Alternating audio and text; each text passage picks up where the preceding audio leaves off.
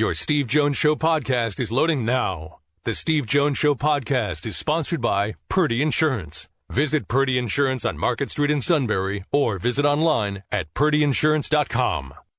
It is rare in this business that when you have someone in broadcasting where they have a legendary voice, which West Virginia did for years, in the legendary Jack Fleming. And Jack did the Bulls, and yes, the Steelers for such a long time. When you see Franco Harris's immaculate reception, that is Jack Fleming's voice. Well, he was the voice of West Virginia for a long time. Big shoes to fill. Well, the guy that stepped in has now ascended that same level with what he's done at West Virginia. That's the outstanding Tony Caridi. Tony, welcome. It is so great to have you on the show. Same here, Steve. It's my pleasure to be with you, and I appreciate it. All right, so let's start with this. There are 14 transfers that could play a role somewhere with West Virginia this year. What has it taken for Neil Brown to really remake this roster into one that he thinks can move the program forward? Well, certainly a good question, and I think the answer to that is, as you know, Steve, this transfer portal world that we've been in here now for several years, I think schools have tried to figure it out. Do you go with accomplished players at a lower level and cross your fingers and hope that they can rise to this level and be productive? Or do you go the other side of it, and do you go a Power 5 player, obviously, that's either played a lot or has started in the past, but sometimes not a starter, but a guy that may have been behind a really good player, and take your chances there?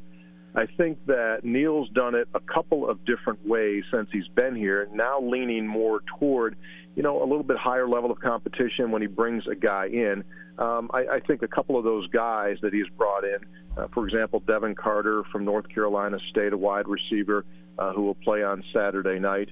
Another guy out of the Big Ten Conference, Beanie Bishop, was a backup cornerback from the University of Minnesota.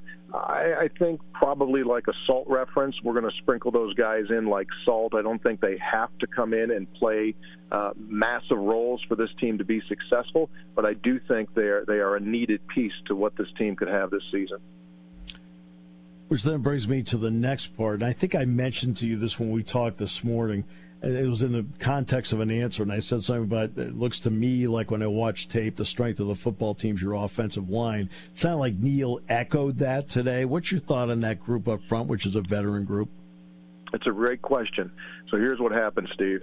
When Neil Brown took over, and this is his 5th season, the offensive line was absolutely deplete of what you need to play with at this level. There was one player on the entire roster that he inherited that was drafted into the NFL within that first 3 years that he was here, i.e. guys that he inherited. And that one player was the left tackle, Colton McKivitz, who's played several seasons now for the San Francisco 49ers. The point is, he started from scratch. So over the course of the previous 4 seasons, he put this line together. Coincidentally, and difficult to do, but 3 of those starters on the offensive line are from right here in West Virginia, and 2 and maybe all 3 of them are going to have a chance to play in the NFL. The left tackle is Wyatt Milam, the center is Zach Frazier, and one of the other tackles is Doug Nestor, and they all 3 have an opportunity. So now he went from 0 to going into Saturday's game. They've got a little over 130 career starts among that group, and it has become the strength of the team after really being the biggest weakness on the team. Which then brings me to running back. There's 4 guys that can play there, but it looks like C.J. Donaldson is a guy that a lot of fans should take a look at. When you see number 4 out there, what do you see in him that allows him to be a really good back that fits with this offensive line? What stands out is that he's unique for a back. He doesn't look like the running backs that we see on a regular basis, because a year ago when he came into this program, he was a tight end. And just on hey, let's give him a chance last summer's camp, let's give him a chance and see what he can do at running back. And everyone thought they had recruited a tight end, and instead they started him at the running back spot during preseason camp in August. We go and play at Pitt last year, and he explodes. And the only thing that stopped him during the course of the season was injury. He had a significant concussion against Texas. He then suffered a bad break against TCU late in the season. It required surgery, which has shelved him. He returns this Saturday. But he's a big guy, Steve, 240 pounds, which, as I said, we just don't see those guys. But in addition to him, you've got another couple of guys that have played quality football, Justin Johnson and Jalen Anderson. Mm-hmm. Each of the three have all run for over 100 yards in a game in their careers. So I would say that, they've got depth, legitimate depth at that running back position. And not only that, there's a youngster there, a freshman, and then, of course, a lot of people will be interested in the freshman Rodney Gallagher at wide receiver. What's your thoughts on that, and also the Ray kid? Yeah, so good, you're on it, buddy. So those two players, Traylon Ray and Rodney Gallagher, we'll do Rodney Gallagher first. Rodney Gallagher, great recruiting story in that at one time he was ranked the number one player in the nation as a basketball player, and played on LeBron James's son's team, and he was highly acclaimed, but stuck with football. And he's just from he's Uniontown, Pennsylvania, so just over the border from us here, and highly sought after. And so I think he has surprised WVU coaches because I think they thought all along he was going to be a really good player, but they didn't think he was going to be really good right off the bat because just physically, it takes time. But he's got that great twitch, and I think that's kind of what's going to separate him. And Neil said earlier today during his press conference that he definitely will see action on special teams, but he'll probably be in the mix as well, running routes as a slot receiver. The other one is Traylon Ray, and he looks the part, and he's got really nice size, and he's just one of those guys that during the course of preseason camp just continued to show himself in scrimmages and making plays, and you kind of start looking around and you go like, wait a second, who's that? That's the Ray kid. That's the Ray kid. Right. And so he's making plays. Now, does that translate into Saturday night success or September success? I don't know. They're freshmen. It takes a little bit of an adjustment period. But sometime, whether it's this season or a year from now, those guys are going to become very impactful players. West Virginia knows its starting quarterback. The team knows its starting quarterback. But they're not going to release who it is, which is the prerogative of Neil Brown. And they're not going to release a depth chart this week. And Penn State doesn't release one either. So, okay. But when you look at the two guys that are primarily there, starting with Garrett Green, what does each bring to the table that fans in Beaver Stadium should be looking at? Probably the ability to make plays if the play isn't there, or to run plays specifically designed for the quarterback. What West Virginia has not had in a good while now has been a quarterback that can extend plays with their feet. And as you know, in this game today, you really need to. You have to be, and especially going back to our offensive line woes over the previous couple of seasons, man, was it badly needed. I think both Garrett Green and Nico Marchiol both have the ability to do that. Green perhaps more so. I think Nico can be he can be a competent guy that can run out of the pocket, extend a play, extend a drive, look downfield. But I think Garrett Green has big boy speed. He's one of those guys that has clocked in over, 20, 21 miles per hour on the GPS. So when he goes, he can go. That's probably the biggest change at quarterback, and that's the biggest thing that I think Mountaineer fans are interested in seeing is what does a Neil Brown offense look like with a quarterback that can make plays with his feet, because we just have not had that up until this point in the previous 4 seasons. So what are you seeing from this group defensively? You mentioned Beanie Bishop from Minnesota, and he'd started out Western Kentucky, then he went to Minnesota, so Penn State's seen him before. Cobb from Buffalo has been brought in as well. They have Marcus Floyd. What do you see in that defense that makes West Virginia better, especially in a conference like the Big 12 where offense, for the most part, is dominated, at least until the last couple of years ago, defenses in the Big 12 have been a lot better? So 2 parts to your answer. I think that just from a talent perspective, the coaches feel that the level of talent has improved from where it was a year ago. And I think the second part of it is, Steve, we just had a really difficult time last season, and I think it was paralysis by analysis, that these guys just weren't properly getting in pre-snap alignment, and as a result, you had yourself some significant issues. They have strived in this offseason to do several different things, but one of the biggest objectives starting back in the spring was, simplify it down so that we're playing football and rather not thinking about playing football. So that was object number one, was to pre-snap alignment, be where you're supposed to be, and let guys just not overthink it.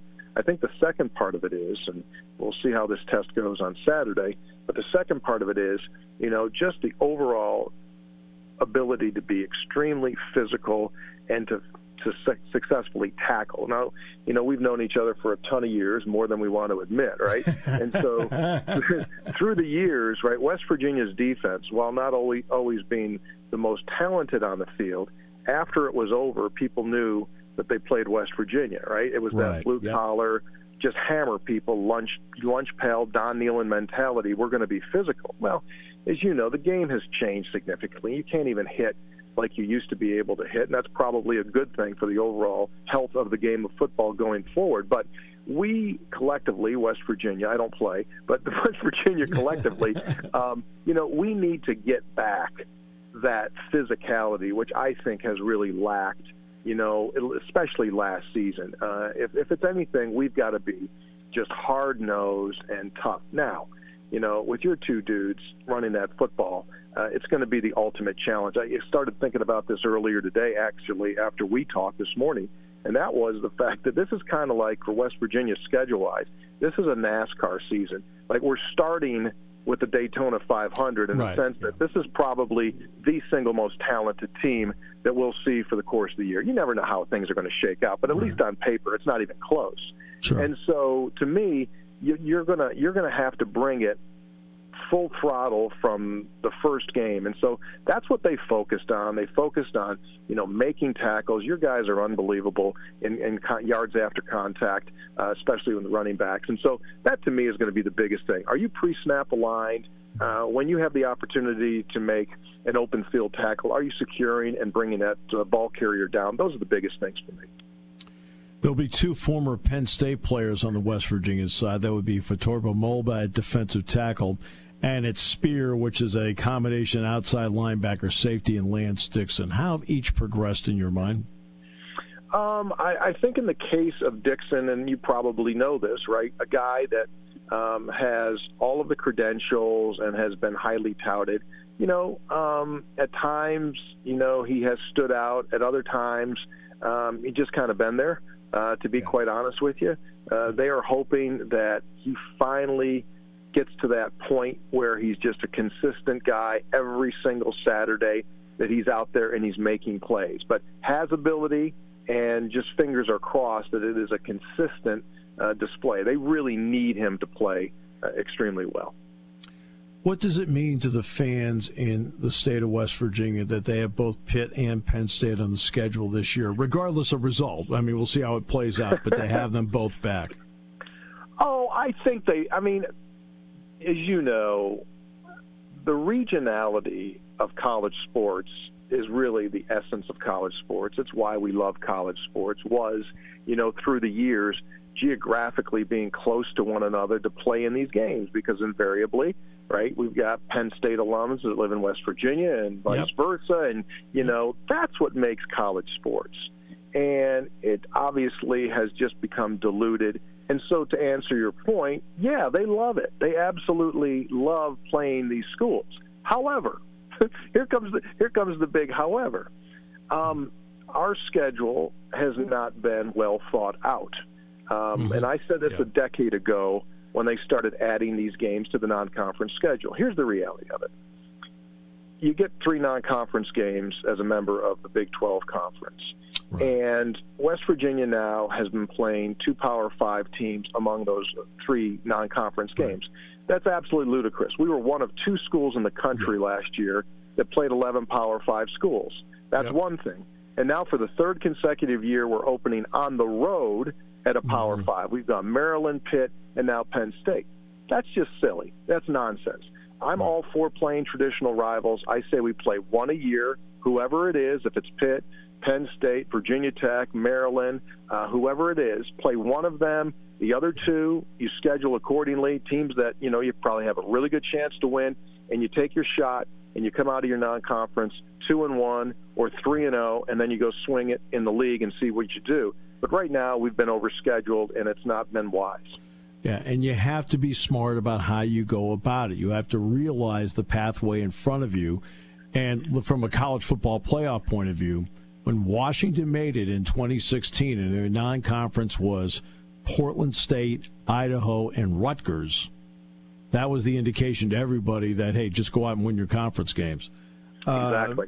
Okay.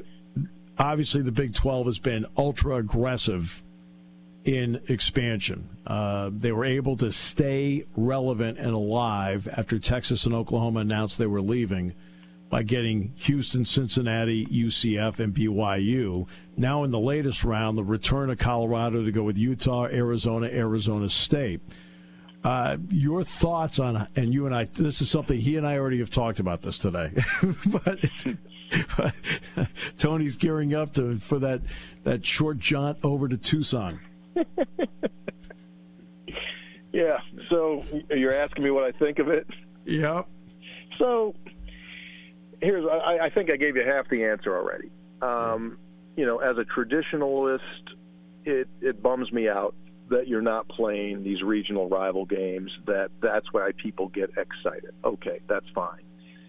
The other part of it is that this is morphed from college athletics, and this is professional sports right now, both on the basketball side and on the football side. And so in order to be in the game, in order to have the proverbial seat at the table, you had to play along with this, or otherwise you would have gotten left out. When West Virginia made the move to the Big 12 Conference, and this will be our 12th season in the Big 12, it was a result of both Syracuse and Pitt departing from the Big East to go to the ACC. Big East became vulnerable, and we needed a safety net. Had we not reached the safety net of the Big 12, invariably we could have been left out, and you could have become what Connecticut is suffering through right now. And you saw the absolute demise of their football program after they played, in a Fiesta Bowl. So it worked. You have to play the game. And I'll say this about the Big 12 Conference. Other than the geography, other than being up until this point, the closest rival, so to speak, was Iowa State, which is 800 miles away from Morgantown. Other than that, it's a wonderful fit. And by that I mean the conference is made up primarily of land-grant institutions. And so Kansas State fans and Oklahoma State fans and Oklahoma fans and Texas Tech fans and, Iowa State fans, they're West Virginia fans. I mean, that's their thing. Very similar from a mission standpoint of the universities. Geography, no. Level of competition, it's been wonderful. The round robin up until this most recent expansion of bringing in the other four schools, you play everyone in your conference twice, home and away, in on-campus gyms.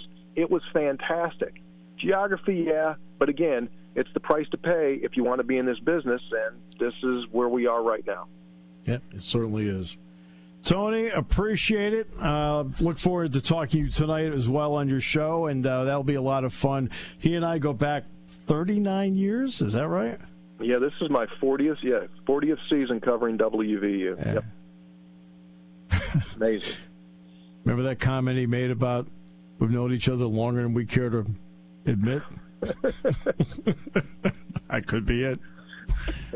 My friend, thanks so much. All the accolades you've received, you've earned. So we congratulate you on that because you've earned them. Thanks so much, Steve. My pleasure. It's great to be with you, and we'll chat with you this evening.